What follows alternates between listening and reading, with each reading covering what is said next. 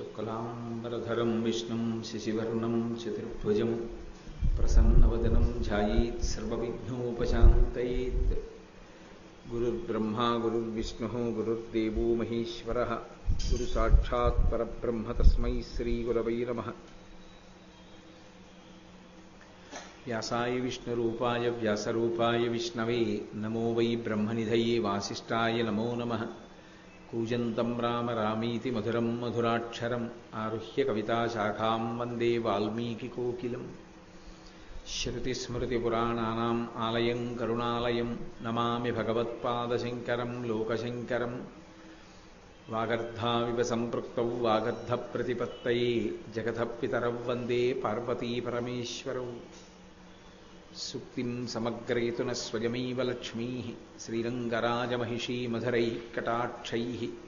వైదగ్ధ్యవర్ణగుణగుంభనగౌరవైర్యాం కండూలకర్ణకుహరాः కవయోధయంతి. హైమోర్ధ్వపుండ్రమజహన్మకుటం సునాసం మందస్మితం మకరకుండలచారుగండం బింబాధరం బహుళదీర్ఘకృపాకటాక్షం. శ్రీవేంకటేశముఖమాత్మనిసన్నిధత్తాం.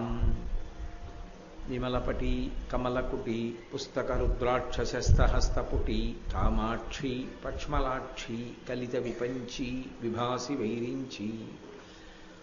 మనోజవం మరుతతుల్యవేగం జితేంద్రియం బుద్ధిమతాం వరిష్టం. వాతాత్మజం వనరయూధముఖ్యం శ్రీరామదూతం శిరసా నమామి. ఆపదామపహర్తారం దాతారం సర్వసంపదాం లోకాభిరామం శ్రీరామం భూయో భూయో నమామ్యహం. హరి ఓం. పరమేశ్వర స్వరూపైన సభకి నమస్కారం. నేను నిన్నను మీతో మనవి చేశాను, వచ్చినటువంటి వాడు సాక్షాత్ పరమశివుడే కనుక కైలాస శంకరుడు కాలడి శంకరుడిగా అవతరించినటువంటి సందర్భాన్ని పురస్కరించుకుని ఆయన జన్మించినటువంటి తిథివారాలని ఆ పక్షాన్ని లెక్కలోకి తీసుకుంటే దాన్ని సంస్కృతంలో అంకెల్లోకి మారిస్తే శంకర అని స్పష్టమయ్యేటట్టుగా ఆయన వైశాఖ శుక్ల పంచమి నాడు ఆవిర్భవించారు. ఆయన అలా ఆవిర్భవించడానికి ఉన్నటువంటి ప్రధానమైన కారణాలు, ఆ అవతార స్వీకారములకు ముందు ఉన్నటువంటి నేపథ్యాన్ని నిన్న మీకు నేను కొంత వివరించడం జరిగింది. అందులో ఒక ప్రధానమైనటువంటి కారణం కలియుగంలో రాక్షసుల యొక్క ఉపాధి వేరుగా లేకపోవడం, మనుష్యుల యొక్క మనస్సులలోనే రాక్షసులు కూర్చుని ఉండడం. అందుచేత వినాశాయ చ దుష్కృతాం అని శ్రీకృష్ణ భగవానుడు చేసినటువంటి ప్రతిజ్ఞని అమలు చెయ్యడానికి ఉపాధి భేదం లేని కారణం చేత రాక్షస సంహారము అని ప్రత్యేకంగా చెయ్యడం కుదరదు. కాబట్టి కృష్ణ భగవానుడు చేసిన ప్రతిజ్ఞ నిలబడాలి అంటే వినాశాయ చ దుష్కృతాం బదులుగా దుష్కృత్యానాం అని మార్చారు. ఎవరు అంటే శ్లోకం మార్చారని కాదు నా ఉద్దేశ్యం. పరమశివుని యొక్క అవతారమునందు కలియుగంలో నేను దుష్టులైన వాళ్ళని చంపడం కాదు, మనస్సుల యందు దుష్ట భావనలు రాకుండా నేను శాస్త్రాన్ని పరిచయం చేస్తాను. అవైదికమైనటువంటి 72 వాదనలు ప్రబలి ఉన్న సమయంలో ఆ వాదనలన్నిటినీ ఖండించి ఆ సత్యదండాన్ని చేత్తో పట్టుకుని ఆసీతు హిమాచల పర్యంతము పర్యటించి మళ్ళీ వేదము యొక్క ప్రమాణాన్ని నిలబెట్టి మళ్ళీ ఈ యజ్ఞయాగాది క్రతువులకు వైదికమైనటువంటి జీవితానికి ప్రాణం పోస్తానని పరమశివుడు శంకరాచార్యుల వారిగా ఆవిర్భవించడం జరిగింది. అలా ఆవిర్భవించినప్పుడు పరమేశ్వరుడు ఒక్కొక్క అవతారంలో ఆ అవతార ప్రయోజనం నెరవేరడానికి అనువైనటువంటి కుటుంబంలో స్వీకరిస్తూ ఉంటాడు ఆ అవతారాన్ని.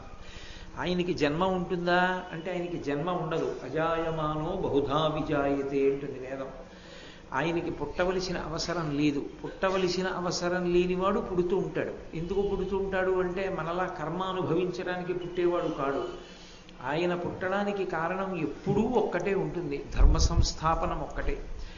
ఆ ధర్మ సంస్థాపన కొరకు తాను ఏ కుటుంబంలో పుడితే అవకాశం బాగా ఉంటుందో అటువంటి కుటుంబంలో ఆయన జన్మిస్తూ ఉంటాడు లేదా అవతరిస్తూ ఉంటాడు. అందుకే రామచంద్రమూర్తిగా వచ్చినప్పుడు క్షత్రియ కుటుంబంలో జన్మించాడు. శ్రీకృష్ణ భగవానుడిగా వచ్చినప్పుడు గోపాలుల యొక్క కుటుంబమునందు జన్మించినప్పటికీ క్షాత్రధర్మమును అవలంబించాడు. ఒకానొకప్పుడు వామనమూర్తిగా వచ్చినప్పుడు బ్రాహ్మణ కుటుంబంలో జన్మించాడు. ఎందుచేత అంటే బ్రహ్మచారిగా బలిచక్రవర్తి దగ్గర భూమిని దానం పట్టి మళ్ళీ తిరిగి దేవేంద్రుడికి రాజ్యం ఇవ్వాలి. అందుకని ఉపేంద్రుడిగా వచ్చాడు కనుక ఇంద్రుడి తమ్ముడిగా వచ్చి మళ్ళీ ఇంద్రుడికి రాజ్యం ఇప్పించడం అవతారం యొక్క ప్రధానమైన ధ్యేయం గనక బ్రాహ్మణ కుటుంబంలో వచ్చాడు. ఈసారి శంకర భగవత్పాదులుగా వస్తున్నారు. అంటే మీరు నన్ను ఒక మాట అడగచ్చు, ఏమండి ప్రతిజ్ఞ చేసిన వాడు విష్ణువు కదా, కృష్ణుడు కదా, పరమశివుడు అవతరించడం ఏమిటండి అని. శివుడు విష్ణువు అని రెండు ఉండవు లోకంలో, ఉన్నది ఒకే పరబ్రహ్మము. ఆయా సందర్భములను బట్టి అలా ప్రకాశిస్తూ ఉంటుంది. శంకరాచార్యుల వారే ప్రశ్నోత్తర రత్నమాలిక అని ఒకానొకప్పుడు ఒక గొప్ప గ్రంథాన్ని చేశారు. అందులో సాధకుల పనుపున ఆయనే ప్రశ్న వేసుకుని ఆయనే జవాబు చెప్పారు. అందులో కచ్చ భగవన్ అని ఒక ప్రశ్న, ఎవరు పరమేశ్వరుడు?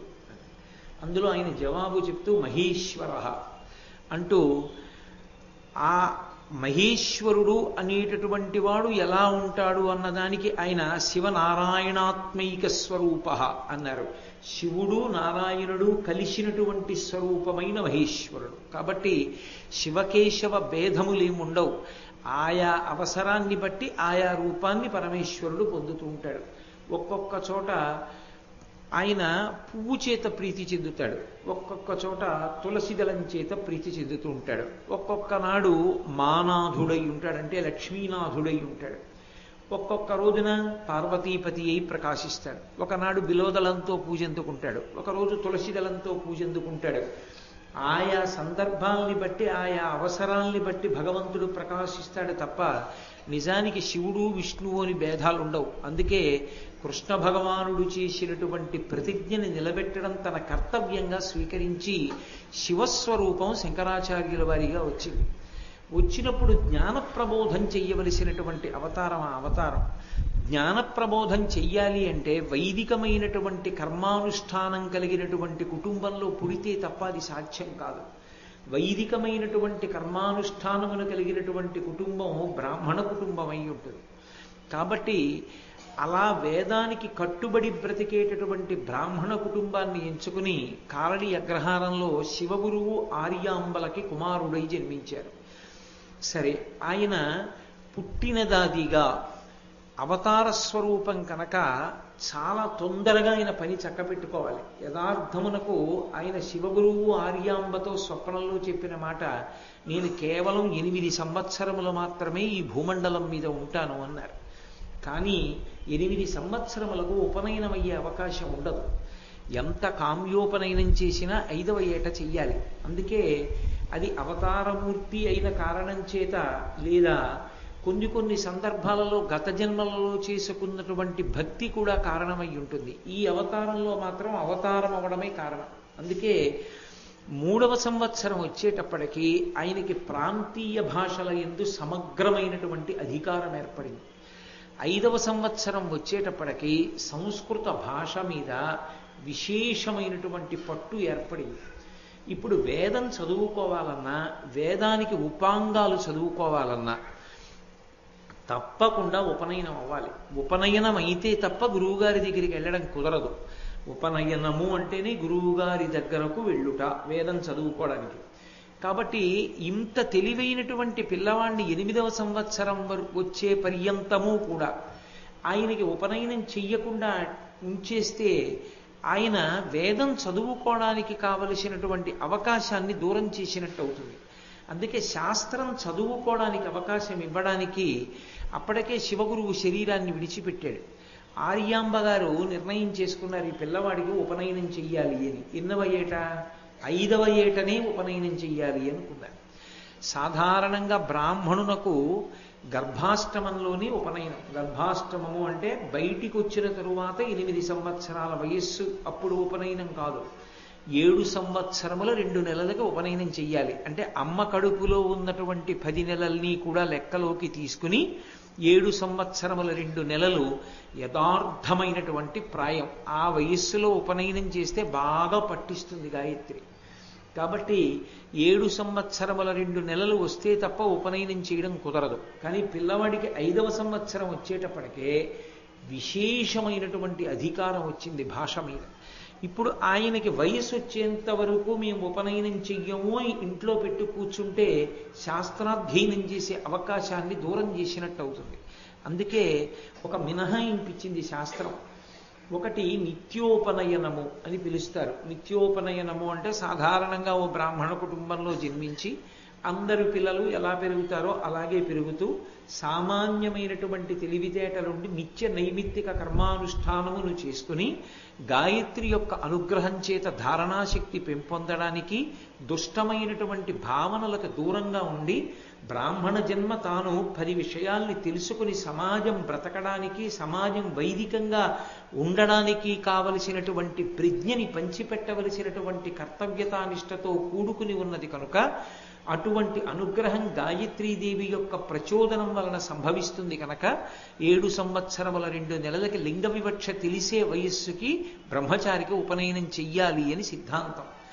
కానీ అసాధారణమైనటువంటి తెలివితేటలు కలిగినటువంటి పిల్లలకి 5వ సంవత్సరంలోనే ఉపనయనం చేసేస్తారు. ఎందుకంటే వాళ్ళు చదువుకోవడానికి అవకాశం ఇచ్చేయడానికి. దాన్ని కామ్యోపనయనము అని పిలుస్తారు. శంకరాచార్యుల వారికి చేసిన ఉపనయనం నిత్యోపనయనం కాదు, అది కామ్యోపనయనం. అందుకే 5వ ఏటనే ఆయనకు ఉపనయనం చేశారు. 5వ ఏట శంకరాచార్యుల వారికి ఉపనయనం చెయ్యాలి అని తల్లిగారు నిర్ణయం తీసుకునే లోపలే శంకరాచార్యుల వారు ఒక అద్భుతమైనటువంటి ప్రజ్ఞని చూపించారు. పంచకావ్యాలవి చదువుకుంటూ అప్పటికే గురువు గారి దగ్గర సంస్కృత భాష మొదలైనవి నేర్చుకుని దాని మీద మంచి అధికారం సంపాదిస్తున్న రోజులు. 5 సంవత్సరముల ప్రాయమున్న పిల్లవాడు. ఆయన తన జీవితంలో మొట్టమొదట చేసినటువంటి స్తోత్రం కనకధార. కనకధార స్తోత్రంలో శంకరాచార్యుల వారి అవతారమునందు వారు ప్రచారం చెయ్యబోయేటటువంటి విషయాలు అన్నీ కూడా ఒక అంకుర రూపంలో అంతర్లీనముగా ప్రవహిస్తూ ఉంటాయి.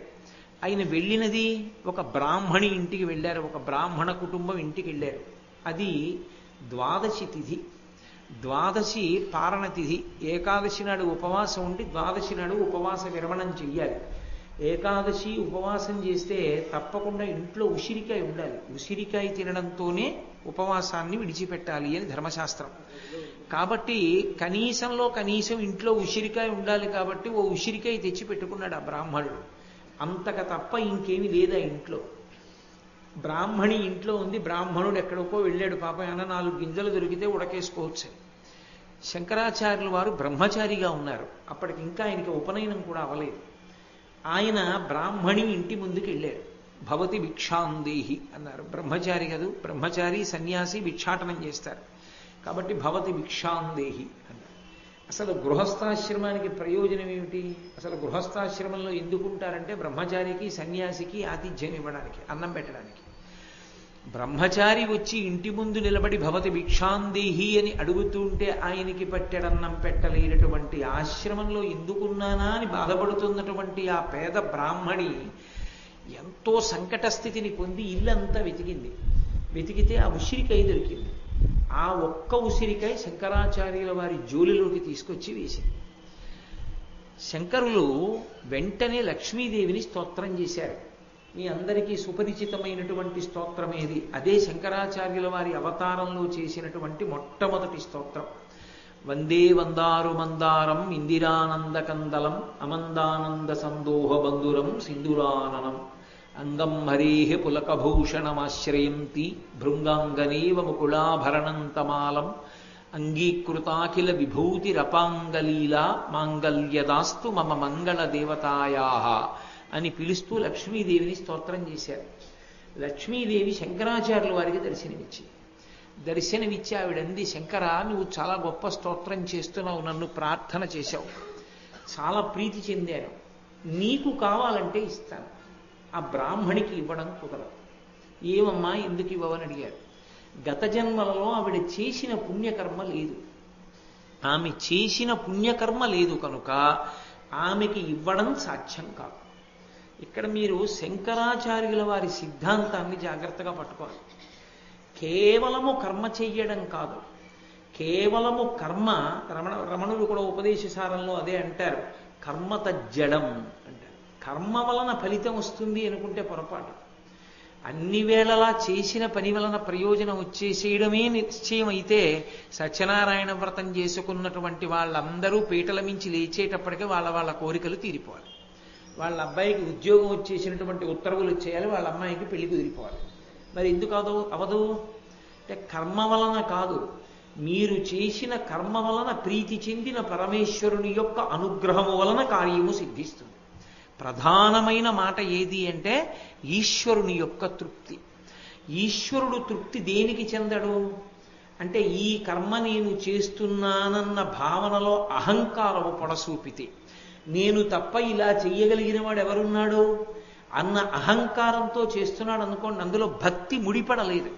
నేనెంతటి వాణ్ణి, పరమేశ్వరుడు అనుగ్రహించాడు కాబట్టి నేను ఆయన చేతి పనిముట్టునై ఆయనకి పనికొచ్చాను, ఇంతకన్నా నా జన్మకి సార్థక్యమే ఉంది, నా తండ్రి నన్ను ఉత్తమమైన మార్గంలో నడిపిస్తున్నాడన్న భావన కలిగి ఆ సంతోషంతో ఆ భక్తితో చేసినటువంటి కర్మ ఈశ్వరుని యొక్క అనుగ్రహములకు పాత్రుడయ్యేటట్టు చేస్తుంది తప్ప కేవలముగా కర్మ అన్ని వేళలా ఫలితాన్ని ఇవ్వదు.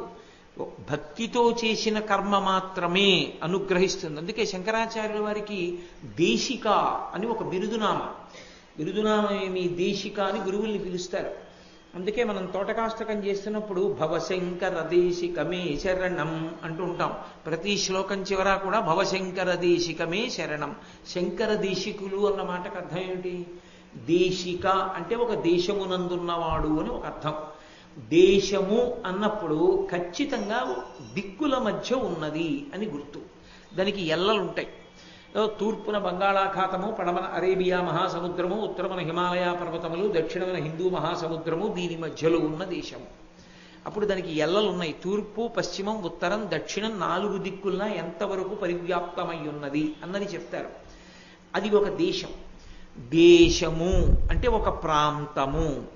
అలాగే దేశము, ఆదేశము, సందేశము, వీటన్నింటినీ దేశమనే పిలుస్తాం. ఉపదేశము, ఇవి ఆజ్ఞా సంబంధం లేదా వార్తని పంపించడం. సందేశము వార్తని పంపించడం. ఉపదేశము అంటే అంటే సమీపమునందు, భగవంతుడికి దగ్గరగా వెళ్ళడానికి కావలసినటువంటి ఒక ఉపకరణాన్ని అందించడం ఉపదేశము. దేశిక అన్న మాటకు అర్థం ఏమిటంటే మీరు పరమేశ్వరుణ్ణి చేరుకోవడానికి ఏ మార్గంలో ప్రయాణిస్తే చేరుకోగలరో ఆ మార్గాన్ని వేద విహితంగా, వేదములను బాగా చదువుకున్నటువంటి వాడై, తాను స్పష్టముగా మార్గమును తెలుసుకున్నవాడై, తాను ఏ అయోమయం లేకుండా, ఇతరులను అయోమయానికి గురి చెయ్యకుండా భగవంతుణ్ణి చేరుకోవడానికి ఎవరెవరి శక్తిని బట్టి వాళ్ళకి తగిన మార్గాన్ని ఉపదేశించగలిగినటువంటి సమర్థుడైన గురువునకు దేశికుడని పేరు. దేశికుడంటే మార్గమును చూపించువాడు. శంకరాచార్యుల వారి కాళ్ళు పట్టుకుంటే ఏమవుతుంది? శంకర భగవత్పాద. శంకరుల పాదం పట్టుకుంటే భగవంతుని పాదం దొరుకుతుంది. అంటే వారు గురువై పరమేశ్వరుడి చెంతకి చేరుస్తారు. లోకంలో ఒక సంప్రదాయం ఉంది, గురువు ఉండి తీరాలి జన్మకి. గురువు లేని జన్మ అర్ధరహితమైన జన్మ. గురువు ఉండాలి తప్పకుండా. కానీ గురువు లేకపోతే ఏం చెయ్యాలి అని అడిగారు. శంకరాచార్యుల వారి మూర్తిని ఇంట్లో పెట్టుకుని వారిని గురువుగా వరించవచ్చు. ఈయనే మా గురువు గారు అనొచ్చు. అలా అనుమతింపబడింది ఒక్క శంకరాచార్యుల వారి విషయంలోనే, ఇక ఇతరులకు చెల్లలేదు. ఒక్క శంకర భగవత్పాదుల మూర్తిని ఇంట్లో పెట్టుకుని ఈయన మా గురువు గారు అని రోజు గురు బ్రహ్మ, గురు విష్ణు, గురుదేవో మహేశ్వర, గురు సాక్షాత్ పరబ్రహ్మ, తస్మై శ్రీ గురవై నమః అని శంకరాచార్యుల వారికి నమస్కారం చేయడాన్ని ఉపాసనా మార్గాలు అంగీకరించాయి. అందుకని శంకరులు అందరికీ గురువు, అందరికీ గురువు. అందుకే వారికి జగద్గురువు అని ఒక పేరు. జగద్గురువు అన్న మాటని ఎవరు పడితే వాళ్ళు తీసుకొచ్చి తగిలించేసుకోకూడదు. ప్రతి వాళ్ళు తీసుకొచ్చి ఆ పేరుని తగిలించుకునేటంత చౌకబారు పేరు కాదది. ఇవాళ అన్నిటికన్నా తేలికైపోయింది ఏమిటంటే గురు శబ్దాన్ని రకరకాలుగా అన్వయించుకోవడం అలవాటైపోయింది. అలా కాదు. జగద్గురు అన్న మాట ఎవరికి అన్వయం అవుతుందంటే వేదము, వేదాంగములు, పురాణ కావ్యములు అన్నిటి మీద విశేషమైనటువంటి అధికారం ఉండి తాను తన మాటని ప్రపంచంలో ఎక్కడ ఉండనివ్వండి, ఆయనని పట్టుకుని ఆయన మీద గురి పెట్టుకుని అనుసరించినంత మాత్రం చేత తరింపచేయగలిగినటువంటి వాగ్వైభవం ఉన్నవాడై ఉండాలి. ఇక్కడే ఉండక్కర్లేదు. గురువుగారు వెళ్ళరు సముద్రాలు దాటి, శంకరాచార్యులు వారు వెళ్ళలేదు, భారతదేశంలోనే ఉన్నారు.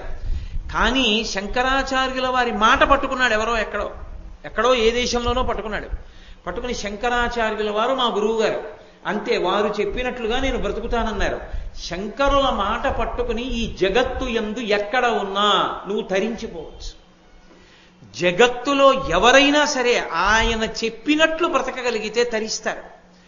అటువంటి వాగ్వైభవం, అటువంటి మార్గ నిర్దేశకత్వం చెయ్యగలిగినటువంటి వారైతే, అంతటి సమర్థులైతే వారిని దేశిక అని పిలుస్తారు. అందుకని భవశంకర దేశికమే శరణం అని ఆయనకి శరణాగతి చేస్తాం.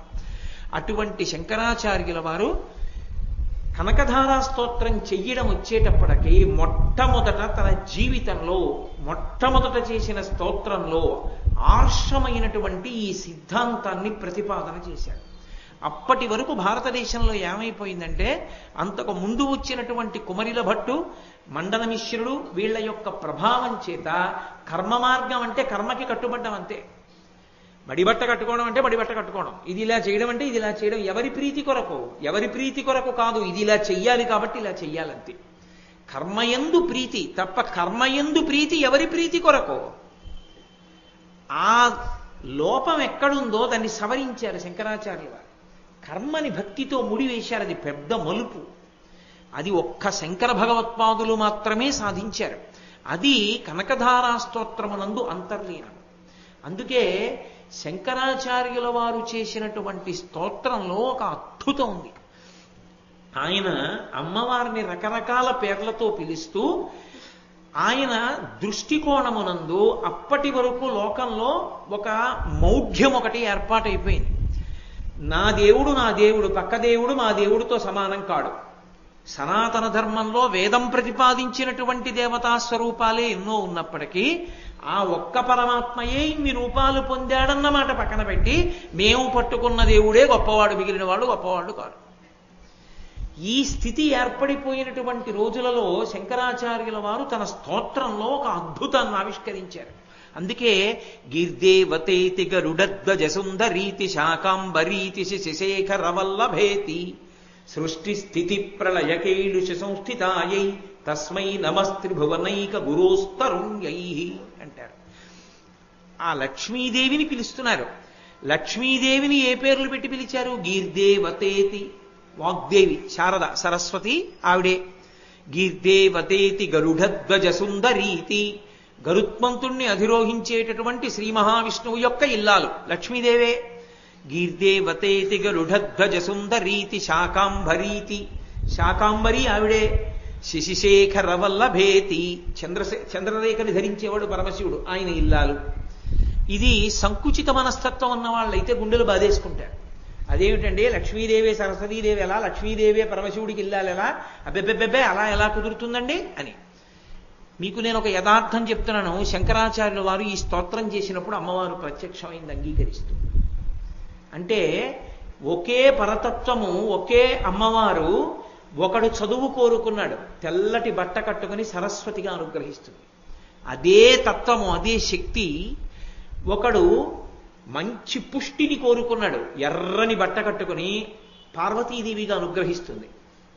ఒకడు ఐశ్వర్యాన్ని కోరుకున్నాడు, పచ్చటి బట్ట కట్టుకుని ఆవిడే ఐశ్వర్యాన్ని ఇస్తుంది. లక్ష్మిగా ఉండి సరస్వతినివ్వలేదు, సరస్వతిగా ఉండి లక్ష్మినివ్వలేదు, సరస్వతీ లక్ష్ములుగా ఉండి పుష్టినివ్వలేదు అనుకుంటే అంతకన్నా అమాయకత్వం ఇంకోటి లేదు. ఈ భేదాన్ని తొలగిస్తూ స్తోత్రం చేశారు శంకరాచార్యుల వారు. గీర్దేవతేతి గరుడధ్వజ సుందరీతి శాకాంబరీతి శశేఖరవల్లభేతి. ఇక్కడ మీకు అనుమానం రావచ్చు, ఏమండి బ్రహ్మగారి ఇల్లాలు గీర్దేవతేతి, శ్రీ మహావిష్ణువు యొక్క ఇల్లాలుగా పోనీ చెప్పుకుంటే ఏదో అలా అనుకున్నాం అనుకోండి. సృష్టికర్త బ్రహ్మగారు, బ్రహ్మగారి ఇల్లాలు గీర్దేవి. ఏదో స్థితికర్త శ్రీ మహావిష్ణువు, శ్రీ మహావిష్ణువు యొక్క ఇల్లాలు గరుడధ్వజ సుందరీతి. శిశిశేఖర వల్లభేతి లయకర్త అయిన పరమశివుని యొక్క ఇల్లాలు. సృష్టికర్త, స్థితికర్త, ప్రళయకర్త చెప్పారుగా, మధ్యలో మళ్ళీ శాకాంబరీతి ఎందుకు వచ్చింది? మళ్ళీ ప్రత్యేకంగా శాకాంబరీతి అని ఎందుకు పిలిచారు? అక్కడ బ్రాహ్మణి అన్నం లేక ఏడుస్తోంది దరిద్రంతో. ద్వాదశి నాడు పారణ చెయ్యవలసిన వాడు 4 గింజల కోసం ఎక్కడికో వెళ్ళాడు, భిక్షాటన కోసం. దరిద్రంతో ఉంది. ఒకనాడు లోకం అలమటించిపోతే అన్నం లేక అమ్మవారు, నేను వర్షం కురిపిస్తే వర్షం పడ్డ తర్వాత విత్తనాలు మొలకెట్టేది ఎప్పుడు, పంటలు వచ్చేది ఎప్పుడు, వీళ్ళ కడుపు నిండేది ఎప్పుడని తన శరీరమునందే ఆకులు, కాయలు, పళ్ళు అన్నిటినీ సృజించి వచ్చింది. వస్తే ఆకులు, కాయలు, పళ్ళు అప్పటికప్పుడు తిని బతికింది ప్రపంచమంతా.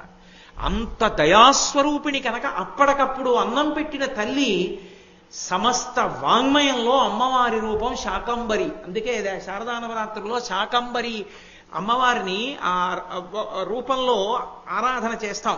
కాబట్టి శాకంబరీతి. అమ్మ, ఆకలితో ఉన్న వాళ్ళని చూస్తే నువ్వు ఓర్వలేవు. బ్రాహ్మణి ఏడుస్తోందమ్మా అన్నం కోసం, నువ్వు అనుగ్రహించవా? లక్ష్మి వేరు, శాకంబరి వేరు, సరస్వతి వేరు, పార్వతి వేరు అయ్యుంటే శంకరులు చేసిన స్తోత్రానికి లక్ష్మీదేవి కనబడుతుందా? స్తోత్రం తప్పు, శంకర అలా పిలవకూడదు.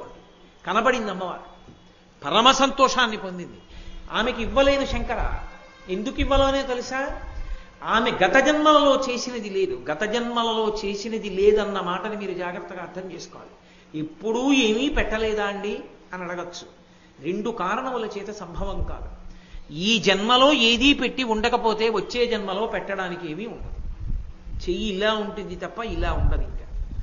కాబట్టి పెట్టి ఉండకపోవచ్చు. 2, ఒకవేళ పెట్టినా రజోగుణంతో నేను పెడుతున్నానన్న అహంకారంతో పెట్టడమే తప్ప పరమేశ్వర ప్రీతి కొరకని పెట్టినది కాకపోవచ్చు. అప్పుడు ఈశ్వరుడి కృపకి అనుసంధానం కాదు. అందుకే కర్మ భగవంతుని యొక్క కృప కొరకు చెయ్యాలి తప్ప తన అహంకారం కోసం చేయకూడదు. నేను చేస్తున్నానని చెప్పి 10 మంది పటాటోపం కోసం చేసినటువంటి పనులు పరమేశ్వర ప్రీతికి కారణములు కావు. అవి ఫలితాలు ఇస్తాయా అంటే చెప్పడం చాలా కష్టం శాంకర సిద్ధాంతంలో. అందుకే శంకరాచార్యులు వారు అన్నారు, అమ్మా దద్యా దయానుపవనో ద్రవిణాంబుధార అస్మిన్నకించన విహంగ శిశవిషణ్ణే దుష్కర్మ ఘర్మమపనీయ చిరాయ దూరం నారాయణ ప్రణయిని నయనాంబువాహ. నారాయణ ప్రణయిని అని పిలిచారు. అంత చిన్న వయస్సులో 5 సంవత్సరాలు రాని పిల్లవాడు చేసినటువంటి స్తోత్రం. అప్పటికి ఇప్పటికీ దరిద్రానికి పోగొట్టడానికి చింతామణి ఒక్క స్తోత్రమే లోకంలో. అంత గొప్పది కనకధార. ద్రవిణాంబుధార అన్న మాట శంకరాచార్యులు వారు అందులో వాడారు. ద్రవిణాంబుధార, ద్రవిణము అంటే బంగారం, ద్రవిణము, బంగారము, కనకము, సువర్ణము ఇవన్నీ పర్యాయ పదాలు. అంబుధార అంటే మేఘములోంచి వర్షము పడినట్టుగా బంగారాన్ని కురిపించు, అందుకే కనకధార అని మార్చారు. ఆ శ్లోకంలో వాడారు శంకరాచార్యులు వారు. ద్రవిణాంబుధార అన్నారు. అమ్మా, ఈమెకి పాపం ఉందంటున్నావు, ఈమె చేసిన పుణ్యం లేదంటున్నావు. అమ్మ, నిజంగా ఈమెకు ఉన్నటువంటి ఆ వేడి ఉందే, ఆ పాప ఫలితం ఉందే, ఎవరి దగ్గర ఎవరికి ఏమీ పెట్టుకోలేక తాను తినలేకపోతున్న దరిద్రం ఉందే, దాన్ని పోగొట్టాలనుకుంటే తల్లి ఒక్కసారి నువ్వు ఇలా చూస్తే నీ కటాక్షము చాలదా? నీ కడగంటి చూపుల వలన కలిగినటువంటి దయావృష్టి చేత ఆమె దరిద్రము తొలగిపోదా? కాబట్టి అమ్మ కురిపించమ్మా ఐశ్వర్యాన్ని అని ప్రార్థన చేస్తూ ఎందుకు కురిపించాలో అడిగారు. విహంగ శిశవిషణ్ణే, అది జీవం, అది శంకరుల యొక్క పాండితీ గరిమ, అది వారి గాంభీర్యం. ఎవరు? 5 ఏళ్ళు రాని పిల్లాడు. విహంగ శిశవిషణ్ణే అన్నారు. అమ్మా, ఈమె ఎటువంటిదో తెలుసా? సాధక పక్షి లాంటిదమ్మా. సాధక పక్షి అని ఒక పక్షి, దానికి కంఠం కింద కన్నం ఉంటుంది. అది ఏదైనా తిండి అనుకోండి, ఆ కన్నంలోంచి కింద పడిపోతుంది. అందుకని దానికి కడుపు నిండదు. మీరు నన్ను ఒకటి అడగచ్చు, నోట్లోంచి తినడం మానేసి నోటితో ఆ చంపుటములతో పట్టుకుని కింద నుంచి కన్నంలో పెట్టుకోవచ్చు కదండి అని. అలా పెట్టుకోవడానికి వీలుగా దాని చంపుటములు దాని కంఠం కన్నానికి అమరిక ఉండదు. అందుని ఇలా ఉంచితే అది కన్నం దాకా వెళ్ళదు అసలు, డేకినా కూడా. అందుకని సాధక పక్షి ఏది తిని బ్రతకలేదు. సాధక పక్షి బ్రతకాలంటే ఒకే ఒక్క కారణానికి బ్రతుకుతుంది. పైనుంచి మేఘం వర్షాన్ని కురిపిస్తే అది కంఠాన్ని ఇలా పెడితే వాలుగా వాన చినుకులు దాని కంఠపు కన్నంలోకి వెళ్ళి కడుపు నిండుతాయి. అమ్మా నువ్వు అనుగ్రహించని నాడు నేను పెట్టినా పోతుంది, ఉండదు. నువ్వు అనుగ్రహిస్తే నిలబడుతుంది. ఈమె ఎవరో తెలుసా అమ్మా? అటువంటి సాధక పక్షి, దరిద్రంతో ఉంది. అనుగ్రహించలేవా? నువ్వు తల్లివి కదా, జగజ్జననివి. ఈమె నీ బిడ్డ. ఎటువంటి బిడ్డ? విహంగ శిశవ్విషణ్ణే. ఇది శంకరాచార్యుల వారి గొప్పతనం. నేను అలా వెళ్ళిపోతున్నాను అనుకోండి, బాబాయ్ 3 రోజులు అయింది బాబాయ్ అన్నం తిని అన్నారు అనుకోండి ఎవరో, నేను ₹1 వెయ్యొచ్చు, వెయ్యకపోవచ్చు, వెళ్ళిపోవచ్చు. ఆ స్త్రీ ఒళ్ళో ఉన్నటువంటి ఓ పిల్లాడు, అమ్మా అమ్మా అన్నం తిని 2 రోజులైందమ్మా, ఆకలేస్తోందంటే మంచినీళ్ళు తాగమంటున్నావమ్మా, అమ్మ మంచినీళ్ళు తాగి కడుపులో తిప్పి వాంతి అవుతోందమ్మా, ఏమైనా పెట్టమ్మా అని తల్లిని కొడుతుంటే, ఎక్కడి నుంచి తేనరా అని అమ్మ ఒక్క లెంపకాయ వాడిని కొట్టి తను ఏడుస్తోంది అనుకోండి, మీరు ₹1 వేయకుండా ఉండగలరా? తల్లి ఏడిస్తే ఉండగలరు. తల్లి కడుపున పుట్టిన బిడ్డ అన్నం లేక ఏడుస్తుంటే చూస్తూ ఊరుకోలేం. అమ్మ మేము ఊరుకోలేమమ్మా.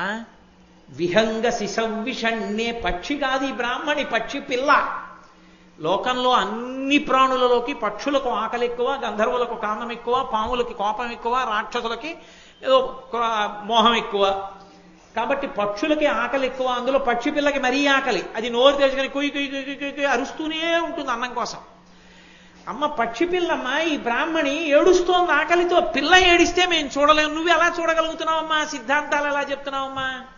కురిపించద్దు, పుణ్యం లేదంటావా? నా చేతిలో వేసిన ఉసిరికాయ చాలదా అమ్మా? తను ఉంచుకున్న ఉసిరికాయ నాకు ఇచ్చేసిందిగా, ఇది అడ్డుపెట్టి కురిపించమ్మా. అంతటి లక్ష్మీదేవి శంకరాచార్యుల వారి స్తోత్రానికి పొంగిపోయింది. శంకర నువ్వు మొదటి శ్లోకం చదివినప్పుడు ఇవ్వగలను. ఎందుకు ఇవ్వలేదో తెలుసా? ఇచ్చేస్తే ఈ స్తోత్రం రాదు ప్రపంచంలోకి. ఈ స్తోత్రం రాకపోతే ఎన్ని వందల వేల సంవత్సరాలైపోయినా దరిద్రంలో ఉన్న వాళ్ళు నా అనుగ్రహం కోరుకోవడానికి స్తోత్రం దొరకదు. అందుకే నీ చేత స్తోత్రం చేయించాను. ఇప్పుడు కురిపిస్తున్నాను చూడండి. ద్రవిణాంబుధార అని అడిగారు కదా శంకరులు. 1 గంట 45 నిమిషములు పడింది వాన. అన్ని బంగారు ముషిరికలే. 1 గంట 48 నిమిషములు. శంకరాచార్యుల వారి విజయాల్లో శంకర జీవిత చరిత్ర చూస్తే మీకు తెలుస్తుంది. 1 గంట 48 నిమిషములు కురిసినటువంటి ఆ ప్రాంగణం ఇప్పటికీ కాలడీ అగ్రహారానికి దగ్గరలో స్వర్ణతుమనాయ్ అని పేరు. పెద్ద రాజావారి కోట అంత ఉంటుంది ఆ ఇల్లు. దాని గేటు మీద స్వర్ణతుమనాయ్ కనకధార అని ఉంటుంది. నేను వెతుక్కుని వెళ్ళాం. మా మోహన్ రావు కూడా ఉన్నారు నాతో. వెళ్ళి ఆ ఇంట్లో వాళ్ళని అడిగాం, ఇక్కడైనా కనకధార కురిసింది అని. అవునండి ఇక్కడే కురిసింది. మా తరాల్లో ఏదో ఫలానా ఇంత దూరంలో ఉన్నటువంటి పేద బ్రాహ్మణి ఇక్కడే నిలబడింది, ఉసిరికాయ పట్టుకుని నిలబడితే కనకధార శంకరాచార్యుల వారు ఇక్కడ నిలబడే చేశారు. చేస్తే ఇక్కడే కురిపించింది అమ్మవారని చెప్తే మేమందరం అక్కడ నిలబడి కనకధార స్తోత్రం చేసి వచ్చాం కూడా. కాబట్టి శంకరుల మొట్టమొదటి స్తోత్రం లక్ష్మీదేవి మీద. లక్ష్మీదేవి పరంగా స్తోత్రం చేస్తూ ఆయన 2 సిద్ధాంతములను దాని యందు అంతర్లీనంగా ప్రతిపాదన చేశారు. ప్రతిపాదన చేసి ఇప్పటికీ లోకంలో దరిద్రం పోవడానికి చింతామణిగా చెప్పబడేటటువంటి స్తోత్రం కనకధార స్తోత్రం. నాకు తెలిసి ఎందరో పెద్దలు ఇంట్లో దొంగలు పడి వస్తువులన్నీ పోతే మండలం రోజులు దీక్షగా ఈ కనకధార చదివితే మళ్ళీ పోయిన వస్తువులు దొరికిన వాళ్ళు ఎందరో ఉన్నారు అలా వస్తువుల్ని పొందిన వాళ్ళు. ఇప్పటికీ కనకధారా స్తోత్రాన్ని అంత శక్తి. అది శంకర భగవత్పాదులు చేసిన మొట్టమొదటి స్తోత్రం. అటువంటి శంకరాచార్యుల వారు తరువాతి కాలంలో తల్లిగారు ఉపనయనం చెయ్యాలి అని సంకల్పం చేసి కామ్యోపనయనం చేశారు. చేస్తే అక్కడి నుంచి ఆయన విశేషమైనటువంటి ప్రజ్ఞాపాఠముల చేత సమస్త వాంగ్మయమైనకి కరతలామలకమైంది. ఆయనకి అవడమేమి? ఈశాన సర్వ విద్యానాం ఈశ్వర సర్వభూతానాం బ్రహ్మాధిపతి బ్రహ్మణోధిపతి బ్రహ్మా శివోమి అస్తు సదాశివోం. మరి ఇవన్నీ లేకుండా ఆయన ఒక్కసారి నాకు వచ్చినట్లు భాషింపచేయలేరా? చెయ్యకూడదు. ఎందుకని? వచ్చినది ఆచార్యుడిగా వచ్చారు. ఆచార్య అన్న మాటకు అర్థం ఏమిటంటే తాను వేదాన్నంతటినీ బాగా చదువుకుని వేదాంతర్గతమైనటువంటి విషయములను తాను ఆచరించి లోకాన్ని చేత ఆచరింపచేసిన వాడు ఆచార్య. తప్ప తాను ఆచరించకుండా కేవలంగా తాను బ్రహ్మాన్ని చేరిపోయి జ్ఞానమును పొందినప్పటికీ ఆచారమును పాటించరు. ఇంకా వాళ్ళు మీకు ఆచరణకు అందరు. మీరు వాళ్ళని అనుకరించడం కుదరదు. భగవాన్ రమణులు ఉన్నారనుకోండి, వారిని గురువు అనాలంతే, ఆచార్యులు అనకూడదు. రమణులు ఆచార్యులు అనకూడదు. ఎందుచేత అనకూడదు అంటే రమణులు సంధ్యావందనం చేయరు, మనం సంధ్యావందనం చేయడం మానకూడదు. రమణులు గోచీ పెట్టుకు తిరుగుతారు. రమణులు సర్కోమా పుట్టి నెత్తురు కారిపోతున్నా పట్టించుకోకుండా ఉండగలరు. వారి ఆచారము మనకు అందేది కాదు. వారి నిరంతరము బ్రహ్మమనందు రమిస్తూ ఉంటారు. వారిని గురు శబ్దంతో వదిలిపెట్టేస్తారు. ఆచార్య అంటే వేదాంతర్గతమైన విషయాన్ని తెలుసుకోవడమే కాదు, ఖచ్చితంగా వేదం ఎలా చెప్పిందో అలా ఆచరించి చూపించి మనం కూడా అలా బ్రతకడానికి వీలుగా మనకి అందుబాటులోకి ఉంటారు. వారిని ఆచార్య శబ్దంతో పిలుస్తారు. అందుకని భీష్మాచార్య, ద్రోణాచార్య, కృపాచార్య, ఆచార్య శబ్దం ఎందుకు వస్తుంది అంటే పేరు చివర ఆచార్య ఉంటే ఆచార్యుడని కాదు. ఏదో మిలిటరీలో పనిచేసి వచ్చిన వాళ్ళందరూ శాస్త్రి గారు కాదు, శాస్త్రం తెలుసున్నవాడు శాస్త్రి గారు. అలా ఆచార్య అని ఎవరిని పిలవాలి అంటే వేదంలో ఉన్న విషయాలు తెలుసుకుని ఆచరించిన వాడు ఆచార్య. అంతేకాని పేరు చివర ఆచార్య ఉంటే వేదంలో ఉన్న విషయాలన్నీ తెలిసి ఆచరిస్తున్నవాడని కాదు. ఏదో విశ్వవిద్యాలయాల్లో పాఠాలు చెప్పేవాళ్ళని ఆచార్య అంటారు. ఆ ఆచార్యకి వేదానికి సంబంధమే లేదు. వాళ్ళకేమీ వేదవిహితమైన ఆచరణ ఏమి ఉండదు. వాళ్ళకి ఆచార్య శబ్దం ఎలా వచ్చిందో నాకు తెలియదు. మీరు ఆ ఆచార్య పట్టుకుని దానికి వేదానికి సంబంధం ఉందా అంటే 5 పైసల సంబంధం ఏమీ ఉండదు. వేదంలో ఆచార్య అంటే వేద సంబంధమైన ఆచరణ, వేదంలో చెప్పిన దాన్ని ఆచరించిన వాడు ఆచార్య. అంతేకాని ఏదో కొంత చదువుకుని పేరు పక్కన ఆచార్య పెట్టుకుంటే వైదికంగా ఒప్పుకుంటారా అంటే ఒప్పుకుంటారని నేను అనుకోను అలాగా. కాబట్టి ఆయన మహానుభావుడికి కామ్యోపనయనం చేశారు తల్లిగారు 5వ ఏట. సమస్త శాస్త్రములు కరతలామలకమయ్యే. ఆయన ఉంటానన్నది 8 ఏళ్ళు. సరే, వేరు కారణముల చేత 32 సంవత్సరములు మాత్రమే జీవించారు. ఆ 32 సంవత్సరాల్లోనూ 8 ఏళ్ళు బ్రహ్మచర్యానికి సరిపోయింది. ఎందుకంటే అమ్మ దగ్గరే ఉన్నారు, గురువు గారి దగ్గర ఉన్నారు చదువుకుంటూ. అలా చదువుకోవడం ఎందుకు? చదువుకోకపోయినా అన్నీ తెలిసినవారేగా. 10 మందికి లోకంలో చెప్పవలసిన వాడు తాను గురు సమాశ్రయణం చేసి గురువు దగ్గరుండి గురువు దగ్గర మాటను నేర్చుకోకపోతే రేపు గురు వైభవాన్ని ఎవరికి చెప్తారు? గురువు గారి గొప్పతనం ఎలా తెలుస్తుంది?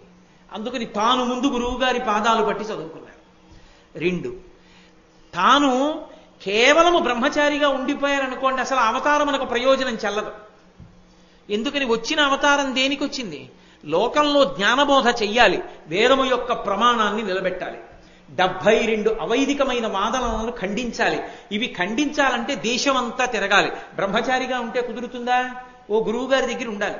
గురువు గారు ఒరే భిక్ష పట్టరా అంటే పట్టరావాలి, ఒరే దర్భలు పట్టరా అంటే పట్టరావాలి, పాఠం చదువుకో అంటే చదువుకోవాలి, నా కాళ్ళు పట్టరా అంటే కాళ్ళు పట్టాలి. అంతేకాని గురువుగారు నేను దేశాలన్నీ తిరిగి వస్తానని బ్రహ్మచారి వెళ్ళకూడదు. గృహస్థుగా ఉంటే భార్యాబిడ్డలను వదిలేసి వెళ్ళిపోకూడదు. వానప్రస్థుగా ఉంటే అరణ్యంలో కూర్చుని తపస్సు చెయ్యాలి తప్ప దేశాటనం చేయకూడదు. ఒక్క సన్యాసి మాత్రం ఒక చోట ఉండకుండా తిరుగుతూ ఉండాలి. ఎందుకని? ఎవ్వరితోటి సంబంధం ఉండకూడదు. అన్నిటినీ విడిచిపెట్టి ఎప్పుడూ తిరుగుతూ ఉంటాడు సన్యాసి. కాబట్టి అలా తిరుగుతూ ఉంటే 72 వాదనలను ఖండించి వేద ప్రమాణాన్ని నిలబెట్టచ్చు. అందుకని సన్యాసాశ్రమంలోకి వెళ్ళాలి. ఎంత తొందరగా సన్యాసాశ్రమంలోకి వెడితే అంత తొందరగా అవతార ప్రయోజనం నెరవేరుతుంది. 8వ ఏడు వచ్చేస్తోంది. అమ్మ సంబంధాలు చూస్తున్నారు. ఒరే ఉన్నదొక్కగానొక్క కొడుకువి, నీకు సంబంధం చూస్తున్నాను రా, పెళ్లి చేస్తాను, నువ్వు కంటి ముందు కొడుకు కోడలు ఉంటే నాకు సంతోషంగా ఉంటుంది, ఇంతటి మహావిద్వాంసుడు అంటున్నారు ఆర్యాంబ గారు. ఎలా సన్యాసం స్వీకరించడం ఎదురు చూస్తున్నారు శంకరులు. ఆ శుభతరుణం రానే వచ్చింది. ఒకానొక ఆయన పూర్ణానది దూరంగా ప్రవహిస్తుంటే దగ్గరికి పిలిచారు.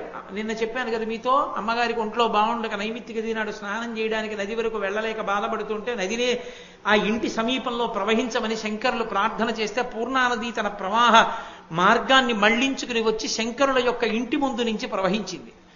ఒకనాడు శంకరుల తల్లి ఒడ్డున నించునున్నారు. ఇప్పటికీ మీరు కాలడీ వెడితే చూడొచ్చు, శంకరాచార్యుల వారి పాదాన్ని మొసలి ఎక్కడ పట్టుకుందో ఆ రేవు ఇప్పటికీ ఉంది. ఆ రేవును ఒక ప్రత్యేకమైన పేరుతో పిలుస్తారు. ఆ పక్కనే శంకరాచార్యుల వారి ఇల్లు కూడా ఉంది. ఆ పూర్ణానదిని శంకరాచార్యుల వారి దగ్గరికి రమ్మని పిలిచినప్పుడే ఆ నది ప్రవాహ వేగాన్ని మార్చుకున్నప్పుడు మధ్యలో ఉన్న కృష్ణుడి దేవాలయం కొట్టుకుపోయింది. కొట్టుకుపోతే కృష్ణ భగవానుడు, ఏమయ్యా నా దేవాలయం కొట్టుకుపోతోంది, నువ్వు పూర్ణానదిని దగ్గరికి పిలిచావన్నారు. శంకరులు బాలశంకరులు అప్పటికి ఆ కృష్ణుడి విగ్రహాన్ని తీసుకొచ్చి ఆయన యొక్క చిన్న వయస్సులో ఆయన మేధాశక్తిని చూసి పొంగిపోయినటువంటి రాజు ఆయనని ఆదరిస్తే ఆ రాజుని అక్కడ కృష్ణాలయం నిర్మించమని అడిగారు. అడిగితే ఇప్పటికీ ఆ పక్కనే కృష్ణాలయం నిర్మింపబడి ఉంటుంది శంకరాచార్యులు వారి ఇంటి పక్కన. ఇప్పటికీ ఉంది ఆ విగ్రహం, ఇప్పటికీ ఉంది ఆ దేవాలయం. శంకరుల కాలు మొసలి ఏ రేవులో పట్టుకుందో ఆ రేవు ఇప్పటికీ ఉంది. అక్కడ స్నానం చేస్తూ ఉంటారు. పూర్ణానది ప్రవహిస్తూ ఉంటుంది. అటువంటి పూర్ణానదిలో స్నానం చేసి అమ్మగారు పైకెక్కారు. అమ్మగారు ఒడ్డున నించున్నారు, శంకరాచార్యులు వారు కిందకి దిగారు. నేను శంకరాచార్యుల వారు అని అలవాటు మీద అంటున్నాను, కానీ మీరు బాలశంకరులు అనుకుంటూ ఉండాలి సన్యాసం పూర్తయ్యే వరకు. కాబట్టి బాలశంకరులు దిగారు. దిగి ఆయన స్నానం చేస్తున్నారు. స్నానం చేస్తుంటే మొసలి వచ్చి కాలు పట్టుకుంది.